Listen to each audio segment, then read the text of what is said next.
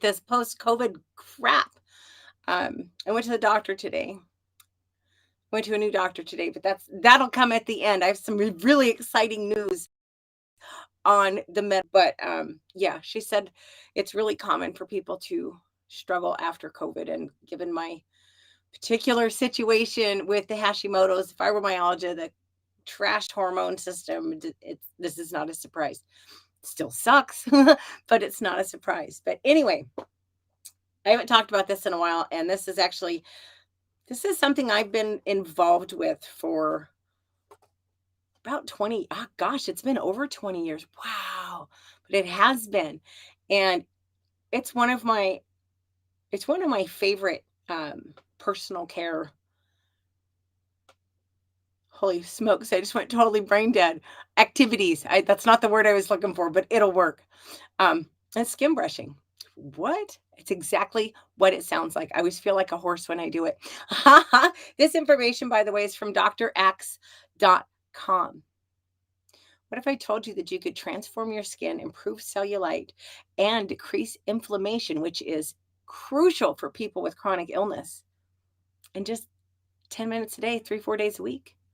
Y'all would be beating my door down if I could put these benefits into a pill form. But I can't. It does require a little work. So let's talk about the skin first. Some really interesting, at least to me, facts about the skin. It's our largest organ, yet most people don't really give it much thought. You might slap a little lotion on there. Now, as a woman, I put a lot of attention into what I put on my face, but I really don't think that much about the rest of my skin other than, slapping some lotion on there. Did you know that 1/3 of all the toxins we the average person has 20 square feet of skin? I thought that was really interesting. I just love weird little facts.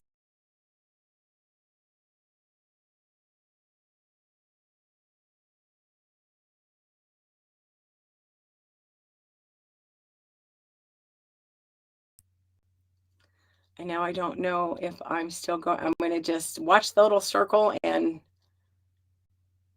okay, I think I'm back. Ha ha ha. My internet just drives me nuts. But did you know that your skin also produces antibacterial substances to help protect you from infection? I didn't know that until I looked this all up a while back, and I thought that was super interesting. And of course, when exposed to sunlight, the sun helps your body produce vitamin D, which is essential for your overall health. Some benefits of skin brushing. Number one, exfoliation. As we get older, as you get older, nothing works like it used to, but your skin doesn't renew like it used to. So some additional exfoliation is going to help remove all those dead skin cells, which is going to make your skin look healthier. Number two, lymphatic stimulation. Now, if you have health issues, you probably need to start paying a little bit of attention. You don't need to be an expert. Pay a little attention to your lymphatic system. Skin brushing helps stimulate your lymphatic system, which helps remove toxins. And if you have a lot of inflammation, which I do, with like chronic system-wide inflammation, skin brushing and that lymphatic stimulation is really important. Number three, skin brushing is going to improve the appearance of your cellulite. How it stimulates the cells and helps break down the toxins under the skin, which is going to improve the appearance of cellulite. Side note, cellulite is from fascia. Did you know that? We'll talk about fascia soon. Number four, skin brushing is a great stress reliever. A study showed that skin brushing can reduce stress in a manner similar to a massage. Now, I'm going to tell you, it ain't the same thing. But as somebody who deals with a lot of body aches and a lot of unhappy muscles and fascia, skin brushing really does feel amazing. And since it reduces your stress, it leads to faster healing from inflammation, and it will reduce inflammation. 75 to 90% of all doctor visits are stress related. Isn't that crazy? Stress causes hormonal changes, which increases inflammation. Long-term stress leads to an increased risk of heart disease, diabetes, weight gain or obesity, mental disorders, autoimmune diseases, digestive disorders, and even cancer. Not crazy? So, how do you do it? How do you skin brush? Well, you buy a little natural. Do not buy an artificial bristled, not natural. No, an artificial bristled brush. You want a natural bristled brush. Why does it matter? I'll be real honest. I don't know. But the first person I heard about this from, which was back in the early 2000s, maybe even late 90s. Anyway, she was the one who introduced me to this, and she was the one who pushed the natural bristles. And every article that I've read since then says the same thing. So you want a natural bristled brush. I can't even hardly say that slow, let alone fast. I got this one from Amazon and it was like $10. And I like this one because I can pull the handle off if I want and use it with just a little strap like a horse brush. But I like the handle because then I can do I have a lot of back pain. But you want to stand in your shower or tub to collect the mess because you're exfoliating dead skin. And you just make long sweeping strokes. I just do an 8 count, like do from the back of my hand up to my elbow 8 times. And then I move to the inside 8 times. And I work around everything 8 times. You always want to brush towards your heart, because if you brush away from your heart, you can rupture blood vessels and it can lead to varicose veins. And we certainly do not want to do that. If it hurts, you are not scouring, you are not scratching, you are simply brushing your skin. If it hurts, lighten the hell up. You're putting way too much pressure on it. When you're done, just shower the ick away. And then it's a good idea to follow up with a natural oil like a rosehip, a jojoba, even olive oil is a really good one. I usually have coconut oil in the bathroom for my skin. So yeah, that's the deal on skin brushing. Now, for my exciting, excuse me, at least exciting to me, medical news. Those of you who follow me on Twitter know you've heard a lot about my woes with my clinic. Now, I will tell you, the doctor I've been seeing for the last several years, I freaking love her. I do. I think the world of her. I have so much respect for her. I like the way that she treats me. I like the way we deal with each other. We have a great relationship. However, she works in a big clinic and I freaking absolutely hate the clinic. I hate them. They treat me like crap. I will say they're getting nicer people answering the phones, which is important, but I never know if I leave a message for my doctor. I don't know if she's going to get it. I've called to leave messages for my doctor and ended up arguing with the person that answered the phone because they want to tell me what I need to do. And it's like, no, I don't need your opinion.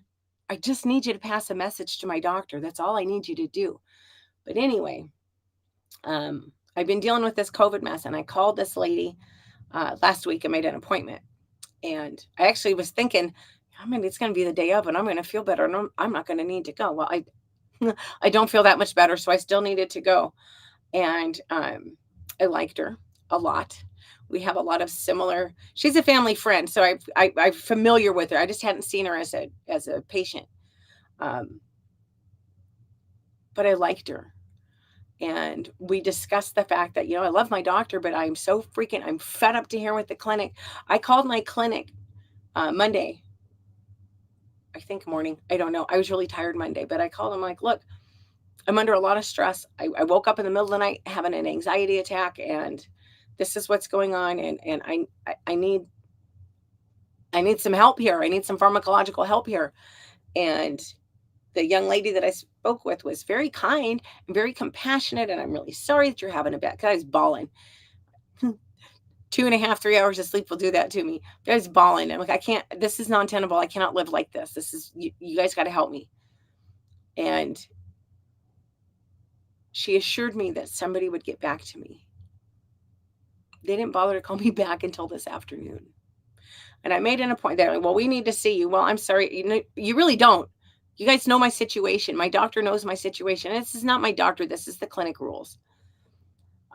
So I had made the appointment. And then after I talked to this young lady this afternoon, I'm firing my old clinic. Now I'm going to miss my old doctor a lot. I adored her. In fact, I saw 2 doctors over there. I saw my primary care, who was also doing osteopathic manipulation for me. In fact, I saw her more for that end of things than the primary care. And my migraine doctor is there. But this new clinic, They can do all the fascia work. They can treat, they do the Botox for migraines. And this lady even had, she's like, well, have you ever heard, I don't remember what it was called now. Dang it, I wish I did. I should have wrote it down. But she's like, have you ever heard of this treatment for fibromyalgia? No, I haven't. So I go back to see her next week. She's going to do some hands-on body work. She's going to do this treatment that she was talking about. And I'm really excited about it. And she gave me some medicine for this congestion crap I still have going on. And we had a conversation about pain meds and anxiety meds and all the things that I do for myself, because that's what pisses me off with my other clinic. They know that I try to eat right. I'm not great at it, but I try. I exercise, I journal, I meditate, I do all the things that they tell me I should do. They can't get me in for the hands-on therapy, which makes it a lot easier for me to stay off the pain medication. They're too overbooked.